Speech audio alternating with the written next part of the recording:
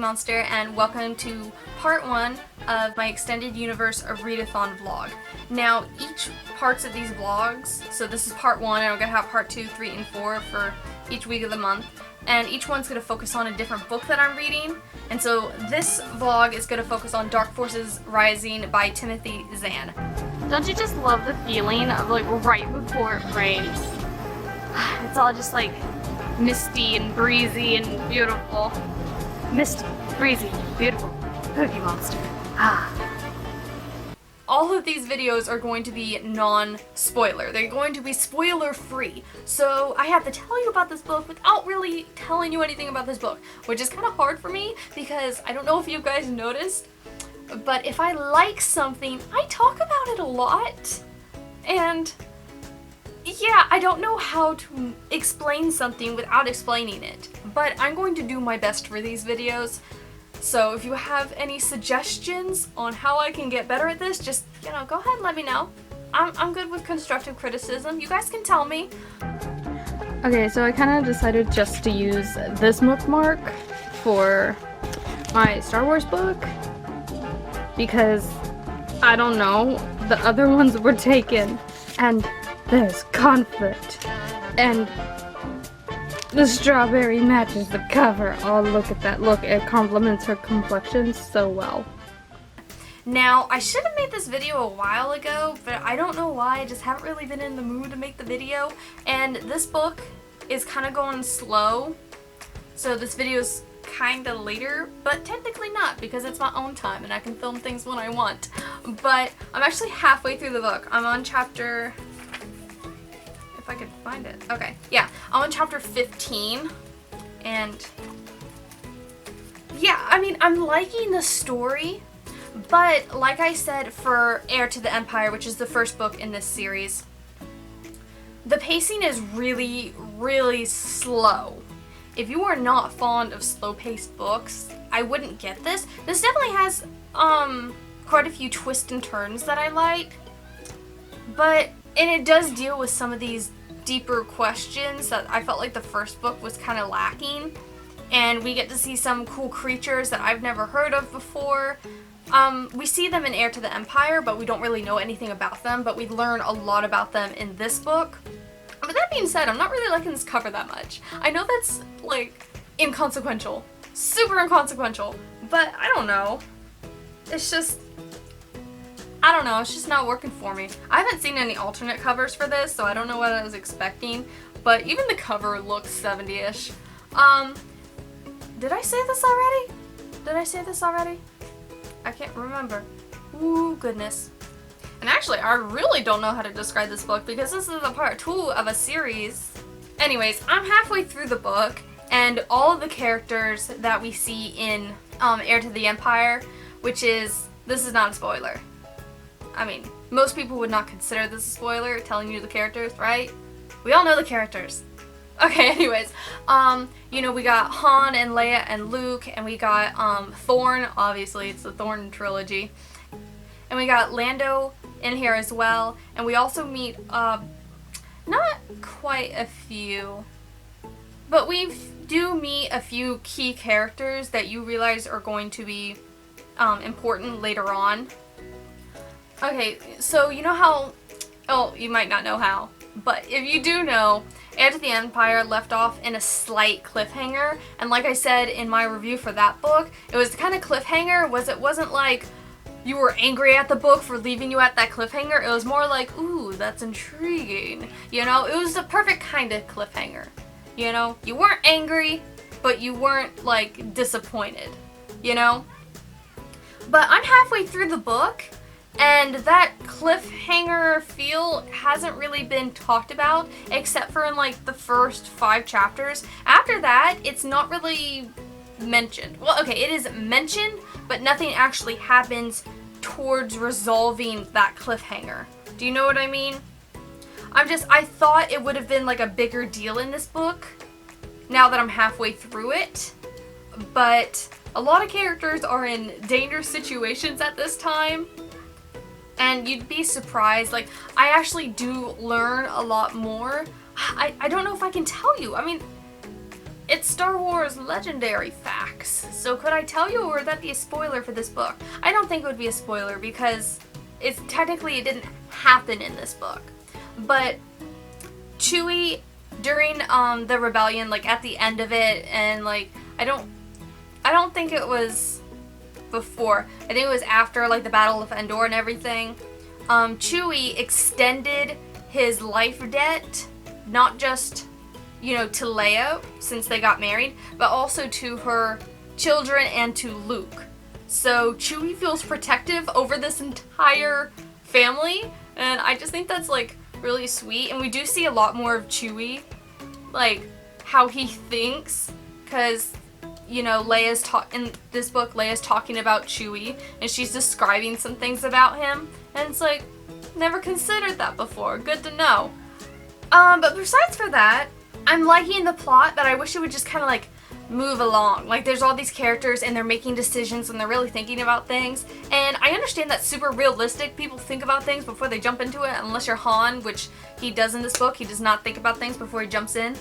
But I feel like, I don't know, maybe it's just all these modern books are kind of like dumbing me down.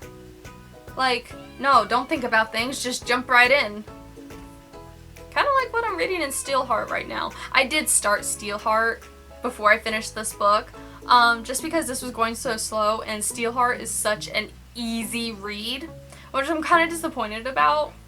Like, I didn't expect it to be such a quick and easy read. Like, I am pretty far in that book. So I'm still interested in this book. I'm definitely nowhere near DNFing it. I'm definitely going to finish. I just wish it was a little faster paced. So because this is such a slow read for me, and because I'm not very good at updating you guys without spoiling anything, you know what I mean? I'm probably not going to give another talk until the end of the book, or unless something big happens.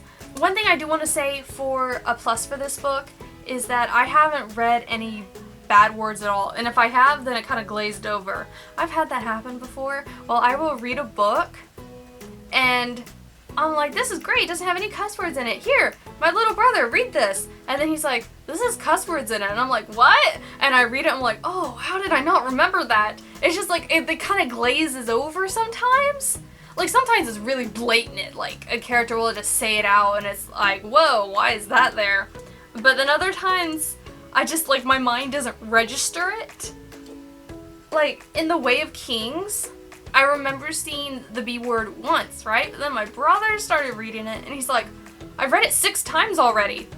Like, the B word. And I'm like, what? And he starts showing me, and I'm like, oh. Okay, then that happened. So, as far as I know, and apparently I'm not a good resource on this, they haven't really said any bad words, but there are some bad people. And also, the only thing I want to say slightly against, but totally not against because I haven't finished it yet, is that we haven't seen too much of Mara Jade. We've seen, I think, like 5 chapters or less, probably more like 3 chapters from her perspective, and I really wanted to see a lot more of her, but this is the trilogy, so we might get more of her at the end of this book or in the next book, because I have a feeling she's going to be, like, not have a feeling, I absolutely know for a fact that she's going to be a bigger part in the series. And I know for a fact she's a bigger part in the whole legendary canon as a whole. So I'm excited to keep reading. I'm going to keep reading. And until then, have fun with all the aesthetics. What are you doing? Oh, no, we don't eat books. So, how do you like my feet? So how am I supposed to read?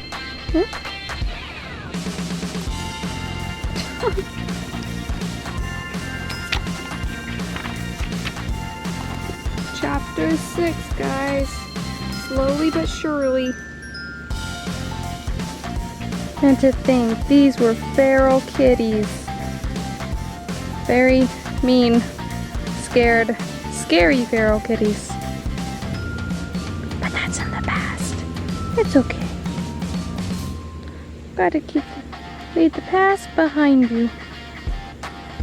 Or something like that.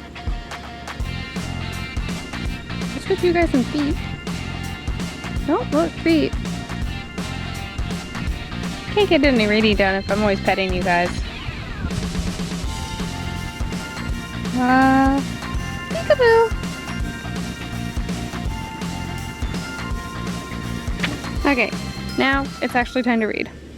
Hey everybody, I just got back from church and today is Mother's Day, and so my church did something a little bit weird.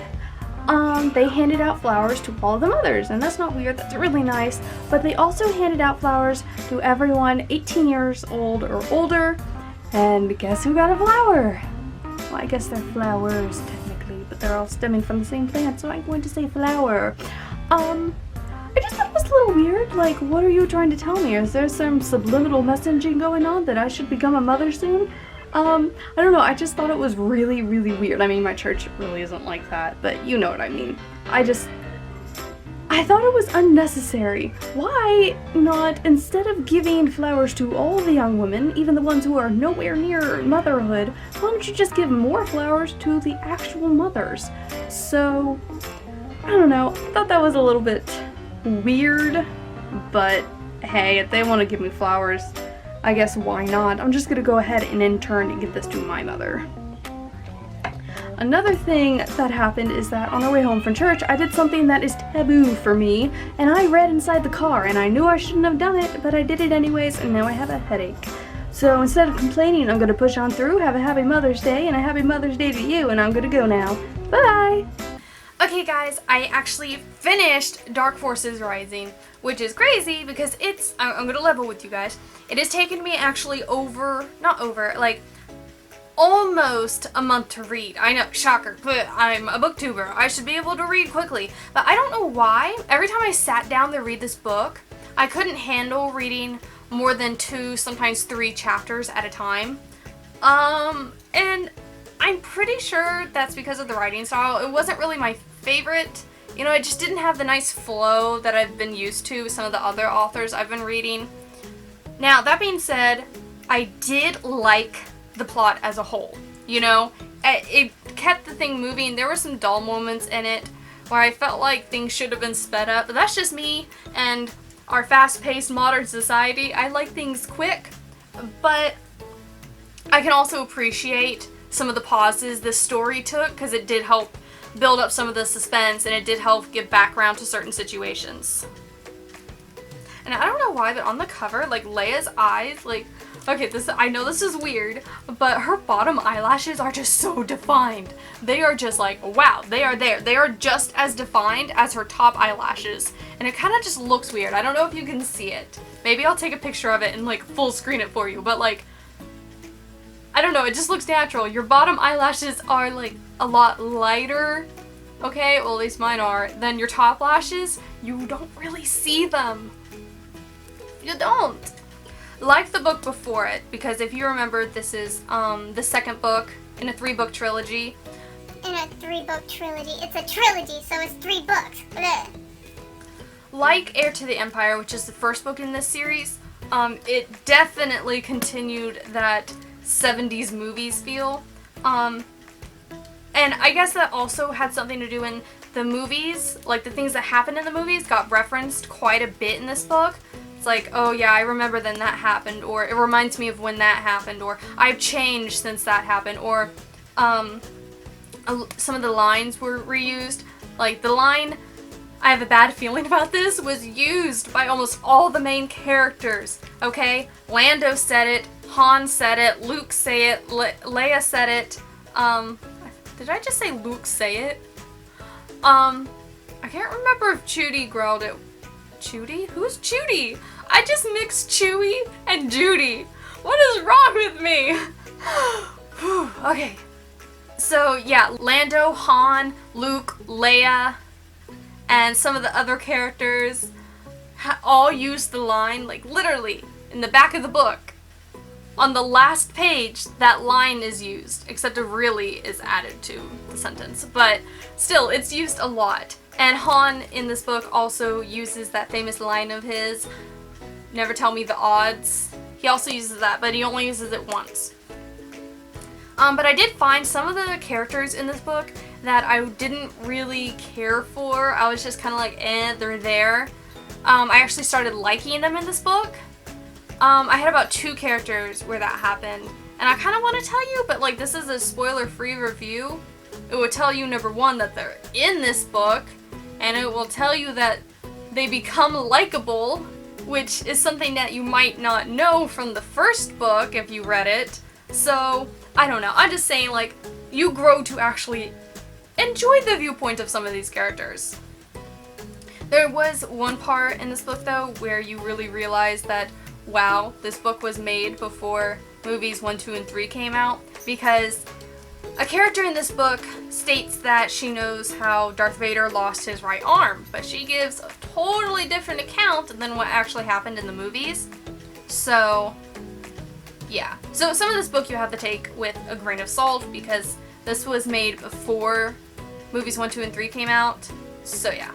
Now I will say that the plot, though, had quite a bit, in the story, it had quite a bit of coincidences, things that I felt just, they fell too perfectly in place. Like, I see how everything twisted and intertwined and then ended up coming together, but I felt like it fit too neatly together. Do you know what I'm talking about? And we do meet some pretty cool characters in this book, and some of the coincidences are very believable, but I don't know, it was just a little too much. It made for a good read, but you also gotta remember this is Star Wars, guys. There's lots of coincidences, and there's the Force, which guides people, so that helps with some of the coincidence issues. So the plot as a whole was really good, but there's like these little kinks in it. It's like, And there are some parts where like somebody's wrong and you know they're wrong and you just kind of want to laugh at the face, and I won't say who it is because it's so funny, but now I have no idea how to pronounce their name, but it's this alien species that we saw quite a bit of, not quite a bit of, like we saw them but we didn't know much about them in the first book, but you really get to know quite a bit about them. Not a lot, I'd like to have known more, but you get to know, you know, where they come from and how they're involved in the Empire, because if you've read the first book, which I assume you have, there was that species, is spelt Noghir. So, no, sorry. It's spelled Noghri. So, I don't know.